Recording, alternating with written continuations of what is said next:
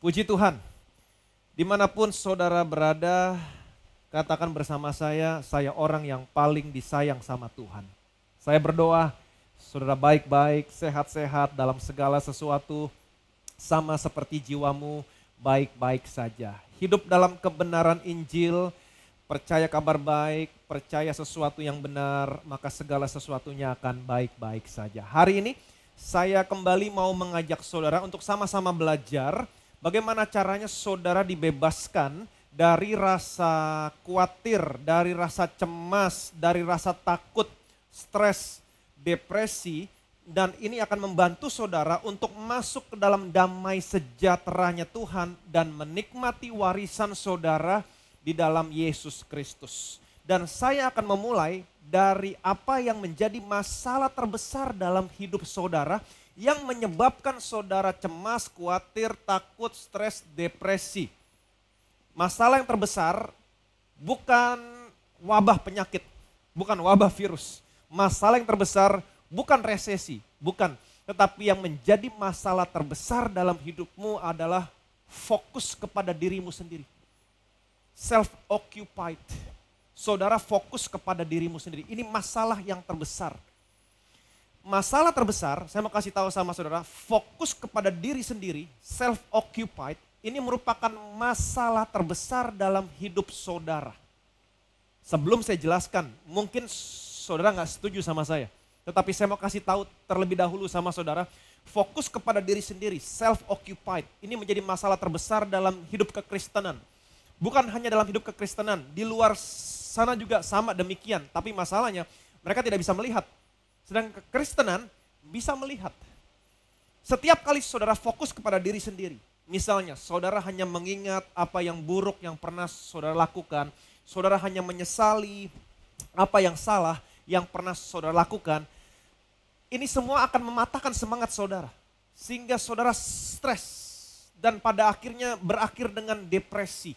Hal yang sama yang terjadi sebaliknya. Kalau saudara hanya mengingat apa yang baik yang pernah saudara lakukan. Saudara hanya berpegang kepada apa yang besar yang pernah saudara lakukan. Ini akan membuat saudara menjadi orang yang sombong, menjadi orang yang super dan merasa lebih daripada orang lain. Nah, kedua hal ini adalah sama. Dua-duanya merupakan bentuk fokus kepada diri sendiri. Yang seorang malu-malu karena nggak ada sesuatu apapun yang bisa diceritakan. Semuanya buruk. Sedangkan yang seorang merasa bangga, merasa superior, merasa lebih daripada orang yang lain. Kedua-duanya ini merupakan bentuk fokus kepada diri sendiri. Dan ini merupakan masalah yang terbesar. Pertanyaan saya, apa yang membuat seseorang fokus kepada dirinya sendiri? Dan apa yang membuat seseorang gak fokus lagi kepada dirinya sendiri? Apa yang membuat seseorang fokus kepada diri sendiri? Hukum Taurat. Apa yang membuat seseorang tidak lagi fokus kepada dirinya sendiri? Kasih karunia. Saya akan jelaskan sama saudara. Waktu Allah membawa bangsa ini keluar dari Mesir. Waktu Allah membawa bangsa Israel keluar dari Mesir. Perhatikan baik-baik. Allah membawa bangsa ini keluar dari Mesir. Bukan karena bangsa ini baik. Bukan. Allah membawa bangsa ini keluar dari Mesir karena Allah yang baik. Dan Allah membawa bangsa ini keluar dari Mesir bukan karena mereka melakukan 10 hukum Taurat. 10 hukum Taurat belum diberikan saat itu. Allah membawa bangsa ini keluar dari Mesir karena Allah mengingat perjanjian Allah dengan nenek moyang mereka, Abraham. Allah membawa bangsa ini keluar dari Mesir, kemudian bangsa ini bersungut-sungut komplain sama Tuhan. Ketika mereka dikejar musuh, mereka komplain, mereka bersungut-sungut. Ketika tidak ada air untuk diminum, mereka komplain, mereka bersungut-sungut. Ketika tidak ada makanan, mereka komplain, mereka bersungut-sungut. Tetapi justru ketika mereka komplain, ketika mereka bersungut-sungut, justru itulah saatnya Tuhan mendemonstrasikan kasih karunia-Nya kepada mereka. Tetapi sesuatu terjadi ketika mereka tiba di Gunung Sinai, ketika mereka menerima 10 hukum Taurat, ketika mereka komplain, bersungut-sungut, semua orang yang komplain, bersungut-sungut saat itu semuanya mati. Kenapa? Padahal sebelum mereka menerima 10 hukum Taurat, mereka komplain, mereka bersungut-sungut dosa yang sama, bukan dosa yang berbeda, dosa yang sama. Tapi sejak mereka menerima 10 hukum Taurat, mereka komplain, mereka bersungut-sungut, mereka mati. Kenapa? Seperti yang tadi saya katakan sama saudara, Tuhan membawa bangsa ini keluar dari Mesir, membuka Laut Merah, mengeluarkan air dari batu, menurunkan mana dari langit bukan karena bangsa ini baik. Karena Tuhan yang baik. Bukan karena mereka melakukan hukum Taurat. Hukum Taurat belum diberikan. Tuhan melakukan ini semua. Karena Tuhan ingat kepada perjanjiannya dengan nenek moyang mereka, Abraham. Tetapi sesuatu terjadi ketika mereka tiba di Gunung Sinai. Tuhan berkata kepada mereka, jika kamu berpegang kepada perjanjianku. Dan saya mau saudara mengerti, satu-satunya perjanjian yang mereka miliki dengan Allah adalah perjanjian antara Allah dengan nenek moyang mereka, Abraham. Perjanjian apa? Perjanjian kasih karunia. Hukum Taurat belum diberikan saat itu. Jika kamu berpegang kepada perjanjianku, perjanjian kasih karunia. Dengan kata lain Tuhan mau berkata begini, jika kamu berpegang kepada perjanjianku yang aku buat dengan nenek moyangmu Abraham, perjanjian kasih karunia, maka kamu menjadi pihak yang menerima, aku pihak yang memberi. Kamu pihak penerima berkat, aku pihak pemberi berkat. Izinkan aku memberkatimu. Izinkan aku melakukan segala sesuatunya buat kamu. Izinkan aku berperang buat kamu. Dan kamu akan menjadi harta kesayanganku. Kamu akan menjadi kerajaan imam dan bangsa yang kudus. Tetapi apa yang terjadi? Saudara mau tahu apa yang terjadi? Justru mereka bermegah di hadapan Tuhan. Mereka tidak mau Tuhan memberkati mereka berdasarkan kebaikan Tuhan. Kasih karunia Tuhan. Tapi mereka mau Tuhan memberkati mereka berdasarkan kebaikan mereka. Fokus kepada diri sendiri, kedagingan mulai muncul. Mereka fokus kepada diri sendiri. Mereka dengan kata lain mereka mau berkata gini, jangan berkati kami karena engkau baik, berkati kami karena kami baik. Dan saudara tahu apa yang mereka katakan? Segala yang diperintahkan Tuhan, kami sanggup melakukan. Wow, betapa sombongnya, padahal perintahnya belum juga didengar. Semua yang diperintahkan kami sanggup melakukan. Mereka fokus kepada diri sendiri. Ini yang menjadi masalah besar. Dan sejak saat itu, sejak mereka menyombongkan diri, memegahkan diri, Tuhan berkata, kalau kamu mau aku memberkati kamu, bukan berdasarkan kebaikanku. Oke, mulai hari ini, jangan mendekat. Jangan mendekat. Ini 10 hukum Taurat, lakukan. Berhasil 10-10-nya, berkat datang kepadamu. Salah satu, kutuk datang kepadamu. Pertanyaan saya, saudara mau ada di bawah perjanjian yang mana? Amin, perjanjian kasih karunia. Dan saya percaya, kalau saja bangsa ini hidup dalam perjanjian yang Allah buat dengan nenek moyang mereka Abraham, perjanjian kasih karunia, maka kasih karunia Tuhan akan memberikan efek yang baik buat mereka semua. Mereka akan menjadi orang yang murah hati satu dengan yang lain. Kenapa? Karena Tuhan terlebih dahulu murah hati kepada mereka. Mereka menjadi orang yang baik kepada orang yang lain. Kenapa? Karena Tuhan terlebih dahulu baik kepada mereka. Dengan kata lain, kasih karunia menuntun saudara hidup dalam kekudusan yang sesungguhnya. Yang percaya boleh bilang amin. Saudara mau pilih yang mana? Hukum Taurat, kasih karunia. Kasih karunia. Roma pasal 7 ayat 4. Sebab itu saudara-saudaraku, kamu juga telah mati bagi hukum Taurat oleh tubuh Kristus, supaya kamu menjadi milik orang lain, yaitu milik Dia yang telah dibangkitkan dari antara orang mati, agar kita berbuah bagi Allah. Sebab itu saudara-saudaraku, dengar baik-baik.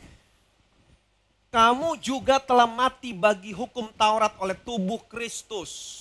Kamu telah mati bagi hukum Taurat oleh tubuh Kristus. Bilang sama kiri kanan saudara, kamu sudah mati bagi hukum Taurat. Amin. Supaya kamu menjadi milik orang lain, yaitu milik Dia. Milik siapa? Milik Yesus yang telah dibangkitkan dari antara orang mati agar kita berbuah bagi Allah. Kamu sudah mati bagi hukum Taurat, sekarang kamu menjadi miliknya Yesus. Ini merupakan satu kesatuan yang baru antara saudara dan saya dengan Yesus. Supaya apa? Supaya saudara berbuah bagi Allah. Amin. Apa buahnya? Kasih, sukacita, damai sejahtera, penguasaan diri, dan lain segala macam. Buah-buah yang baik.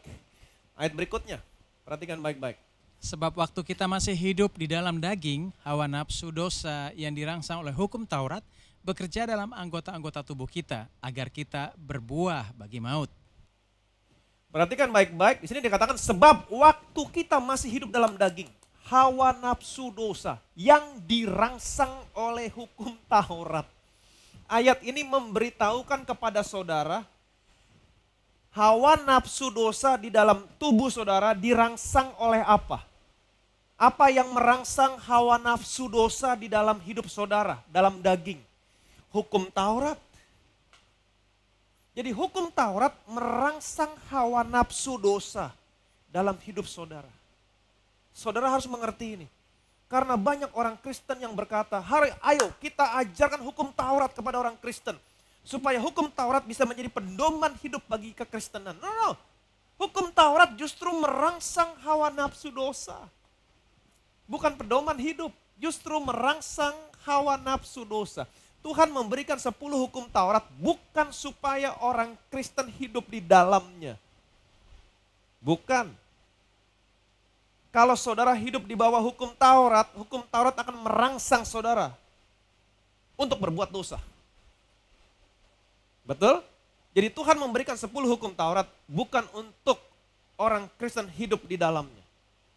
Tuhan memberikan 10 hukum Taurat untuk menunjukkan kepada manusia bahwa sesungguhnya manusia adalah orang berdosa. Sama seperti cermin. Ketika saudara bercermin, saudara berkata, wow, saudara akan ketakutan. Kenapa? Inilah saudara yang sesungguhnya. Begitu buruk. Sehingga pada akhirnya saudara berteriak, Tuhan saya butuh juru selamat. Amin. Ini fungsinya hukum Taurat. Untuk menunjukkan semua orang adalah orang berdosa. Ayat ke-6. Tetapi sekarang kita telah dibebaskan dari hukum Taurat, sebab kita telah mati bagi Dia yang mengurung kita, sehingga kita sekarang melayani dalam keadaan baru menurut roh dan bukan dalam keadaan lama menurut hukum Taurat. Tetapi sekarang kita telah dibebaskan dari hukum Taurat. Yang percaya boleh bilang amin. Katakan bersama saya sudah dibebaskan dari hukum Taurat. Sebab kita telah mati bagi Dia yang mengurung kita. Jadi waktu saudara masih hidup di bawah hukum Taurat mengurung saudara. Dan hukum Taurat berkata, jangan. Ketika hukum Taurat berkata, jangan mengurung saudara, saudara akan menjadi orang yang fokus kepada dirimu sendiri.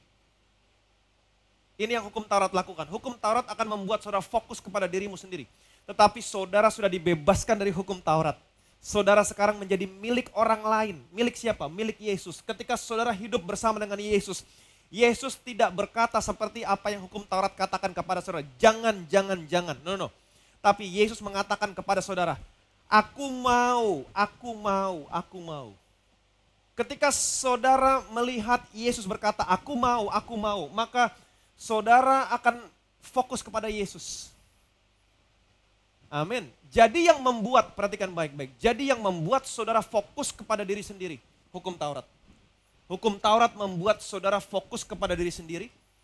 Sedangkan kasih karunia, Yesus membuat saudara fokus kepada Tuhan Yesus. Jadi mulai hari ini, perhatikan baik-baik. Yang membuat seseorang fokus kepada dirinya sendiri. Yang membuat seseorang self-occupied adalah apa? Hukum Taurat. Supaya saudara tidak lagi self-occupied. Supaya saudara tidak lagi fokus kepada dirimu sendiri. Saudara harus mengalihkan pandanganmu dari hukum Taurat. Saudara harus beralih kepada seseorang pribadi yang lebih besar. Siapakah dia? Yesus. Waktu saudara mengalihkan pandanganmu dari hukum Taurat kepada Yesus, maka saudara akan melupakan dirimu, saudara akan melupakan semua keburukanmu, dosamu, saudara hanya fokus kepada Yesus, saudara menjadi kepenuhan Yesus. Amin. Jadi perhatikan baik-baik, fokus kepada dirimu sendiri. Ini merupakan masalah yang terbesar. Ini kebiasaan yang tidak baik dan ini merupakan masalah yang terbesar dalam hidupmu. Ini merupakan kebiasaan yang tidak baik. Kebanyakan orang fokus kepada dirinya sendiri. Contoh yang paling simpel. Kalau saudara foto bersama-sama, foto grup, ada 20 orang di sini. Foto, cekrek. Yang pertama kali hasil fotonya, waktu saudara lihat hasil fotonya, yang pertama kali saudara lihat siapa? Diri saudara sendiri. Betul? Ketika semua yang lain bagus, saudara merem, saudara akan berkata, tolong diulang fotonya. Padahal semua bagus. Betul? Dan sebaliknya, ketika hasil fotonya cekrek, jadi saudara melihat semua jelek, tapi saudara bagus, saudara berkata, enggak, ini bagus. Dan saudara nggak mau diulang. Jadi ini fokus kepada diri sendiri, ini merupakan masalah yang terbesar. Jadi satu-satunya cara supaya saudara jangan self-occupied, tetapi menjadi Jesus occupied. Bagaimana caranya? Jangan hidup di bawah hukum Taurat, tapi hidup di bawah kasih karunia. Lihat Yesus, jangan lihat saudara. Jangan lihat apa yang kamu lakukan, tapi lihat apa yang Yesus lakukan. Dan saya mau kasih tahu, Yesus adalah identitas saudara, identitas saya. Waktu Allah melihat saudara, Allah melihat Yesus. Sama. Perhatikan baik-baik. Dalam hal inilah kasih Allah sempurna di dalam kita, yaitu kalau kita mempunyai keberanian percaya pada hari penghakiman, karena sama seperti Dia, kita juga ada di dalam dunia ini. Dalam hal inilah kasih Allah sempurna di dalam kita. Seberapa banyak di antara saudara mau kasih Allah sempurna dalam saudara? Seberapa banyak? Bagaimana caranya? Yaitu kalau kita mempunyai keberanian percaya, apakah saudara punya keberanian mempercayai ini? Pada hari penghakiman. Karena, perhatikan baik-baik, sama seperti Dia, kita juga ada di dalam dunia ini. Dalam hal inilah kasih Allah sempurna di dalam kita. Saudara mau, sekali lagi, saudara mau kasih Allah menjadi sempurna dalam saudara?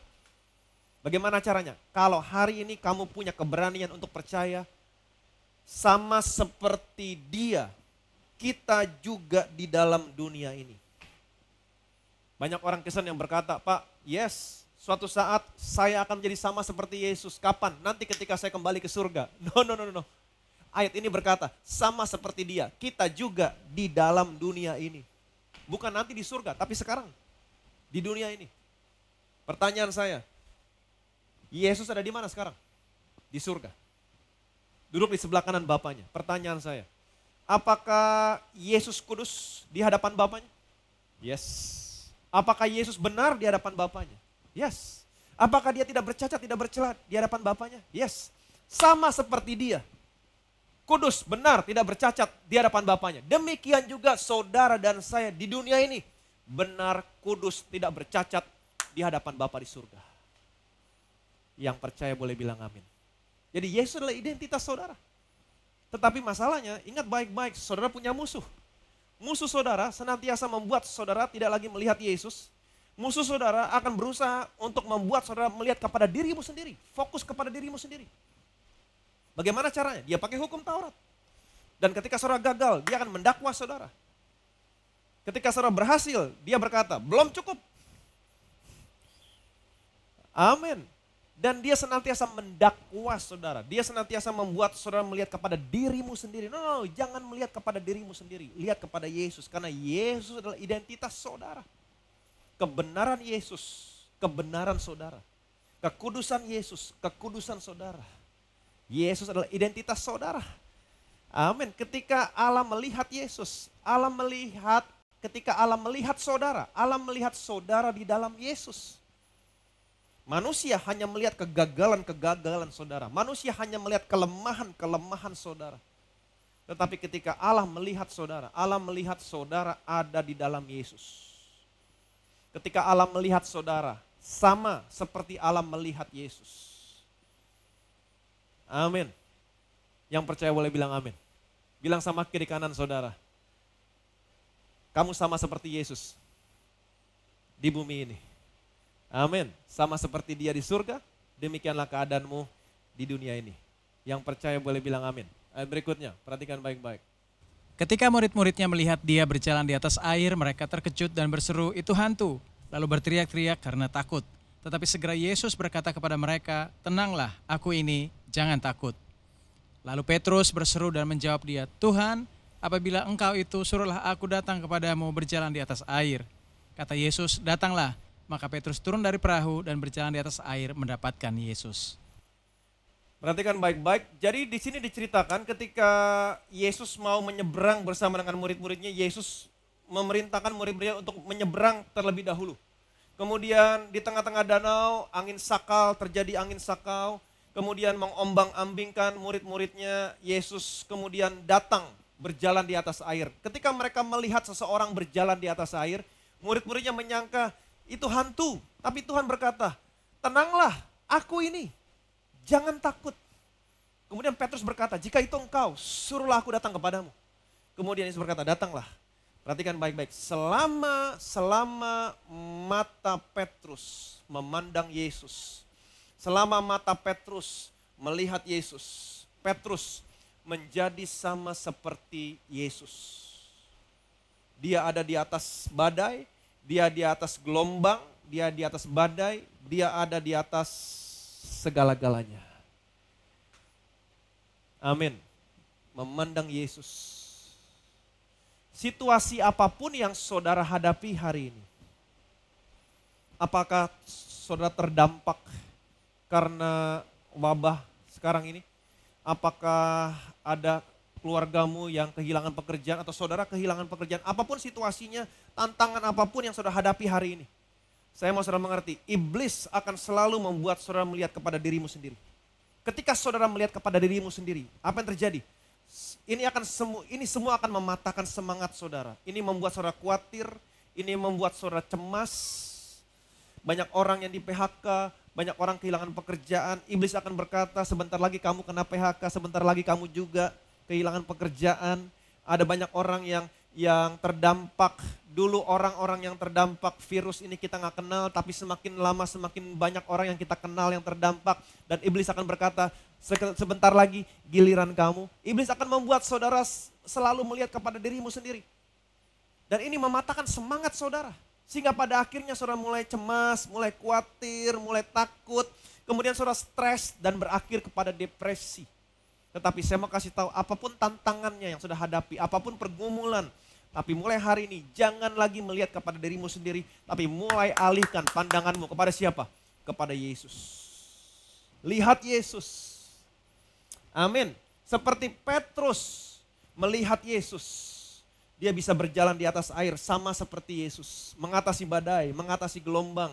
Ketika iblis berkata, sebentar lagi kamu kena resesi, sebentar lagi dunia lagi sulit. Tapi ketika saudara memandang Yesus, hanya melihat Yesus. Yesus adalah gembala saya yang baik. Sekalipun dalam lembah kekelaman, dia tidak pernah meninggalkan saya. Saya tidak pernah takut bahaya, gadanya, tongkatnya senantiasa menyertai saya. Dia menyediakan hidangan bagi saya di hadapan lawan-lawan saya. Sekalipun dunia berteriak kelaparan, tapi buat saya, dombanya, tetap ada makanan. Dan ini semua ketika saudara melihat kepada Yesus, ini semua akan memberikan rasa damai kepada saudara. Membantu saudara masuk ke dalam damai sejahtera. Dan pada akhirnya saudara bisa melihat warisan saudara. Amin. Berkat demi berkat datang, ada makanan, sekalipun suasana lagi gelap, ada sukacita, ada kebajikan-kebajikan Tuhan, ada pintu-pintu yang baik terbuka. Ini yang akan terjadi. Jadi mulai hari ini perhatikan baik-baik, jangan lagi fokus kepada dirimu sendiri, jangan lagi lihat kepada dirimu sendiri. Ini semua akan mematahkan semangat saudara. Saudara akan takut, cemas, khawatir. Ketika saudara mengalihkan pandanganmu dari Yesus, saudara melihat situasi dunia ini, banyak orang yang kelaparan, banyak orang yang terdampak, banyak orang kehilangan pekerjaan. Ini semua akan membuat saudara cemas, takut, khawatir, stres, dan berakhir kepada depresi. Tapi jangan alihkan pandanganmu kepada situasi dunia ini, jangan alihkan pandanganmu kepada dirimu sendiri, tapi setiap hari hanya melihat Yesus. Ketika saudara hanya melihat Yesus, dia adalah gembala saya yang baik, dia adalah penyembuh, dia adalah imam besar saya. Amin, yang sampai hari ini melayani saya. Apa yang terjadi? Saudara akan menjadi sama seperti Yesus. Saudara ada di atas segala-galanya, ada di atas resesi, ada di atas penyakit. Dan ini akan memberikan damai sejahtera kepada saudara. Dan ini menuntun saudara untuk menerima warisan saudara. Yang percaya boleh bilang amin.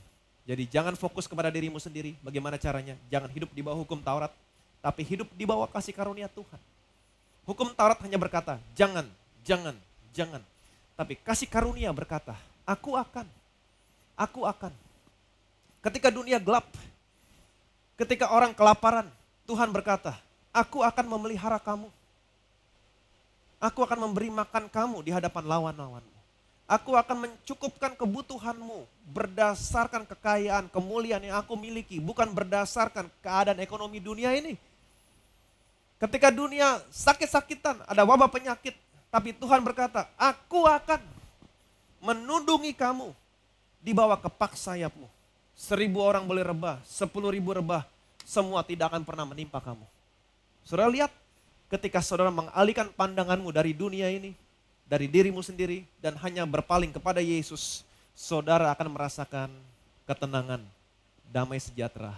Ini akan membantu saudara masuk ke dalam damai sejahteranya Tuhan, dan ini akan membantu saudara melihat warisan saudara. Saudara diberkati, hidupmu sehat, tidak pernah kekurangan sesuatu apapun. Saya punya satu kesaksian, jadi ingat baik-baik, selalu alihkan pandanganmu kepada Yesus. Saya punya satu kesaksian di sini.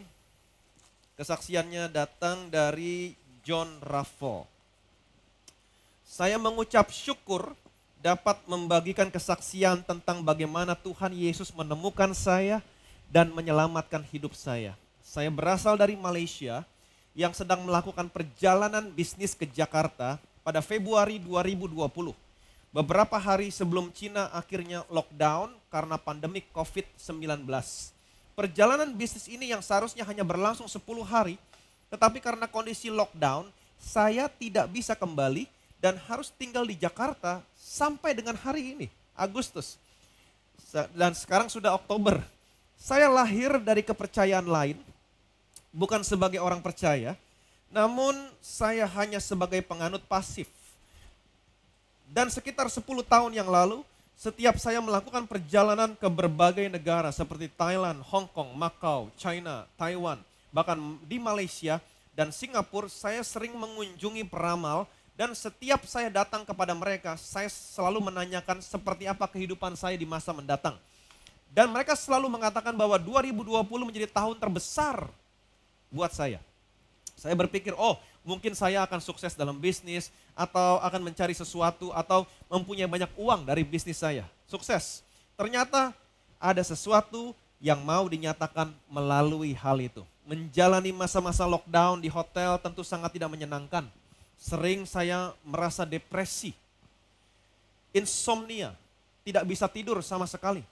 Namun suatu hari rekan bisnis dan sahabat saya, Ibu Lena, mengajak saya untuk beribadah di Bethesda Church. Pada saat itu saya ikut bernyanyi, mendengarkan khotbah, dan saya merinding melihat lawatan Tuhan. Orang-orang bernyanyi, mengeluarkan air mata, mereka berdoa. Saya merasakan atmosfer bagaimana Roh Kudus menjamah saya saat itu. Saya menjadi ketagihan dan selalu ikut jika diajak untuk beribadah ke Bethesda Church. Karena setiap saya mengikuti ibadah, saya merasakan kedamaian yang belum pernah saya rasakan sebelumnya.